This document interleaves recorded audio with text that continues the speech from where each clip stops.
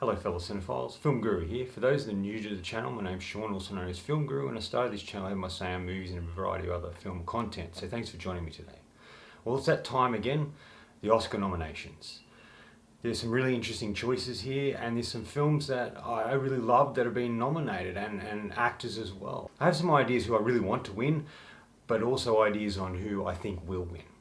So as usual, I'm not going to go through all of the categories. I'm just going to pick the main ones, starting with adapted screenplay. Now there's some interesting choices here, which I really like. American Fiction. I think Barbie's a really odd choice. I thought Barbie was a solid and interesting and fun film, but to be nominated in categories, I just find it very strange because it's not that type of movie that would normally be nominated.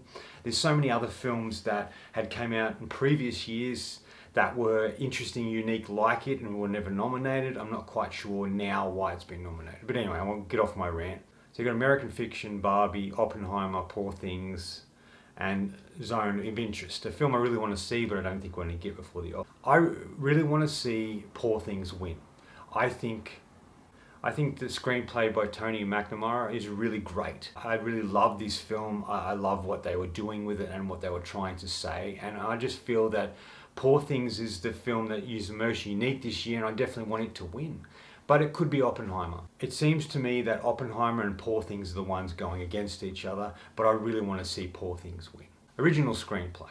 There's some interesting choices here once again. There's Anatomy of a Fall, which is a film I really want to see that I don't think we're going to get. The Holdovers, Maestro, May December, which I just saw yesterday, and Past Lives. All these original screenplays are all really fascinating films and all really well done. I think it'll probably either go to Past Lives or Anatomy of a Fall. But I would really like to see The Holdovers win. I thought that film was wonderful. It was definitely one of the best films so far this year, and I really appreciated what they did with it, and I love the story it was telling. And that's the one I want to win, but I think it's going to come down to Anatomy of a Fall or Past Lives. So best cinematography.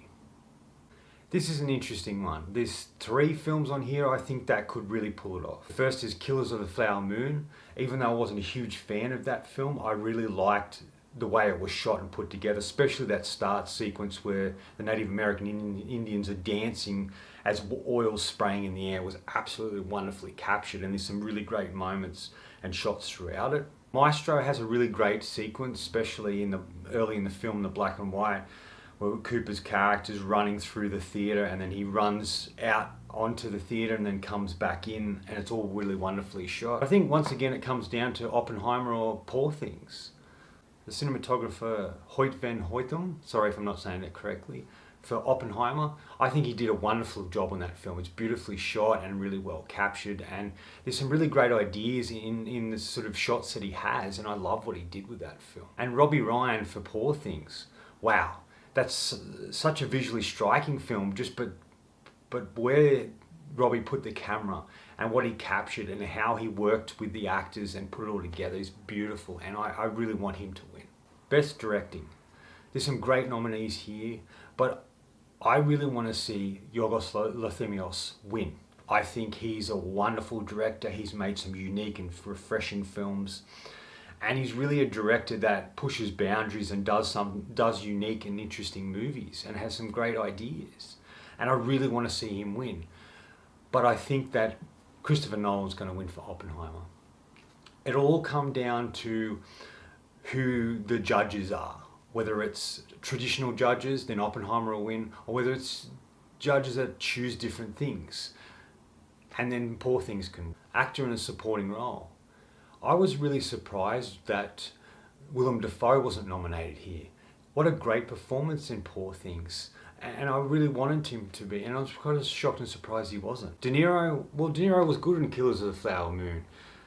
For an 80-year-old actor to get a role like that and still bring the gravitas and his abilities are extraordinary, and I'm really happy he's nominated. Robert Downey Jr., he definitely deserves his Oscar nomination here because he's gives such a great performance in Oppenheimer. It's very reserved and quiet and internal, something Downey is definitely not.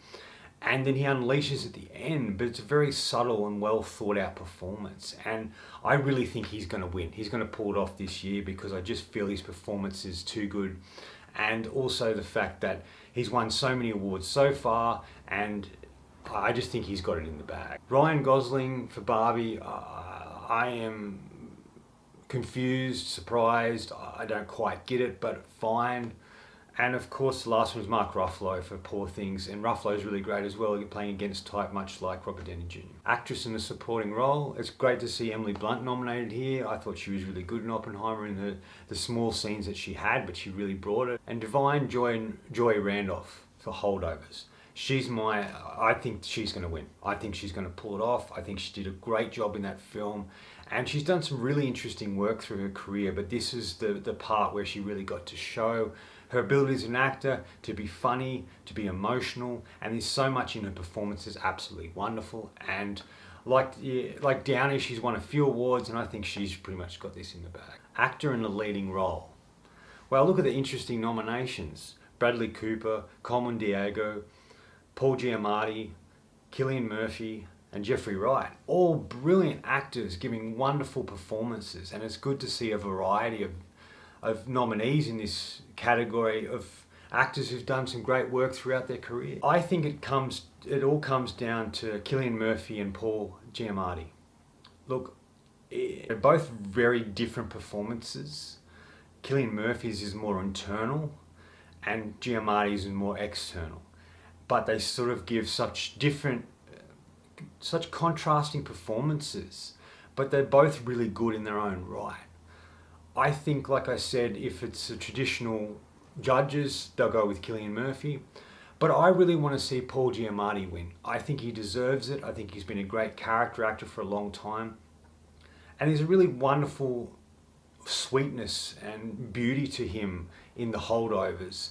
And I really want to see him win, because I think it would be such a refreshing choice than going with one that everyone wants to see win, Cillian Murphy. Now, not to say Cillian Murphy doesn't do a wonderful job in Oppenheimer, he absolutely does, and he is a brilliant actor, but I really want to see Giamatti win it this year. Actress in a leading role. Once again, some interesting choices. Lily Gladstone for Killers of the Flower Moon. I thought she was one of the best things about that movie. She gives such a great performance, and I just was blown away by her ability on the screen. She wasn't in the film as much as I thought she could have been, and I really felt that story should have been from her perspective. But in the scenes that she does have, she's a powerhouse and gives such a great performance. When I saw Maestro, I thought Carey Mulligan was absolutely wonderful, and I really, really wanted her to win this year because I just thought her performance was so wonderful. And she's just so beautiful to watch, and really shines in this film and really just takes it away a lot from Bradley Cooper's performance, which I really loved. Then I saw Poor Things, and I saw Emma Stone's performance as Bella and the arc of that character. I just was blown away by it. Emma Stone has become such a great actress. When she works with Yorgos, she gives such wonderful and interesting performances, and I think she's got it in the bag this year. I think her performance is too strong and outshadows all the other nominees, and I really think she's the one who's going to pull it off. Last but not least, Best Picture. Some really great choices here. I'm happy to see Bradley Cooper's film Maestro has been nominated. So many great choices here. Killers of the Flower Moon, American Fiction, Oppenheimer, Past Lives, which was good but not as good as it could have been, Poor Things, and Zone of Interest. I always find it interesting when there's an international film in Best Picture, because we have the international choices there of who's going to win Best Picture and International, so why would it be in both? But anyway, it's good to see other films besides American movies being nominated here. Once again, I think it comes down to Oppenheimer and Poor Things. I'm not taking away from any other nominees. They're all great. They deserve to be there, except for Barbie, which I think is a really odd choice for Best Picture. But hey, that's just me. Not saying that film's bad, it's just odd to be nominated. I really want to see Poor Things win. I think Poor Things is a really wonderful, unique and interesting movie. I loved it. I thought it was so well done, so refreshing and unique. And I like to see movies like this be nominated for one, but also win.